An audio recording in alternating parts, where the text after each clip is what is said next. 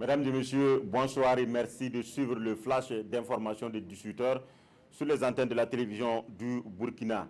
Hier, le Premier ministre Paul Kabatieba est allé à Manga apprécier l'état d'avancement des réalisations du 11 décembre.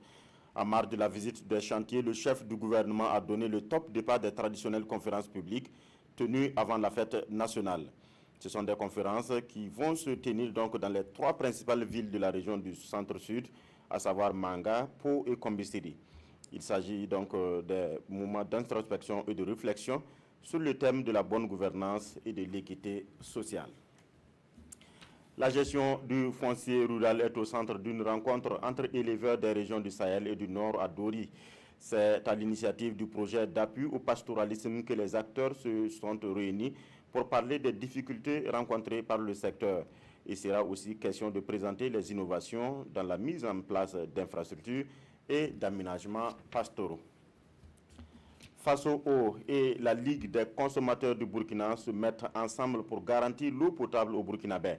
FASO a alors lancé une série de formations dans ce domaine à l'endroit des membres de la Ligue des consommateurs. Au sortir de ces formations, la Ligue des consommateurs donc va s'attaquer à l'absence de toilettes dans les lieux publics et au rejet des eaux souillées dans la nature.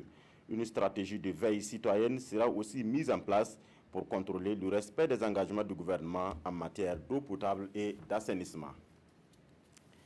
Le banc bleu ou le tribunal populaire local d'Agara de Dano, c'est le titre du reportage de Waboué Bakouan, distingué au Grand Prix, donc prix Pax Sahel, pour le journalisme sensible au conflit. À cette deuxième édition, notre confrère de la radio Manivelle de Dano a décroché le premier prix, un prix décerné par le réseau d'initiative des journalistes en partenariat avec la Deutsche Welle Academy en Allemagne.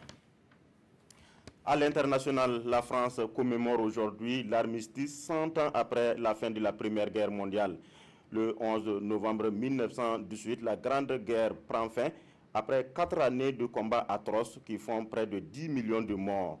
L'armistice par lequel l'Allemagne reconnaît sa défaite était signé plus tôt dans la matinée à 5 h du matin dans un wagon stationné dans la clairière de Routonne au nord de Paris. Ce centenaire est célébré en France en présence d'une 60aine de chefs d'État et de gouvernement, dont le président du FASO, Roch Marc Christian Kaboré.